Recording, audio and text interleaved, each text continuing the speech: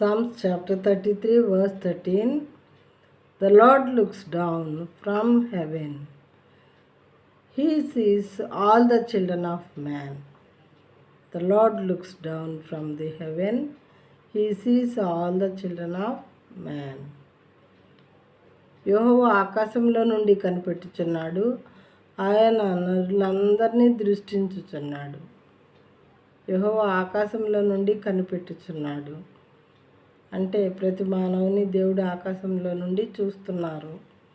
అంటే ఈ మాట చెప్పింది ఎవరు? దేవుడు. కాబట్టి మనం నమ్మి తీరాల్సిందే ఆయన ప్రతి మానవుని దృష్టిస్తున్నారు అని. ఆయన నరులందరినీ దృష్టించుచున్నాడు. ఒక్కరిని విడిచిపెట్టకుండా ప్రతి నరుని దేవుడు దృష్టిస్తూ ఉన్నారు. వీళ్ళు ఏం ఆలోచిస్తున్నారు, ఏం చేస్తున్నారు, మనం చేసే ఆలోచనలో, మాటలు, చెప్పే మాటలు, చేసే పనులు సమస్తము ప్రతి మానవునిది దేవుడు దృష్టిస్తూ ఉంటారంట.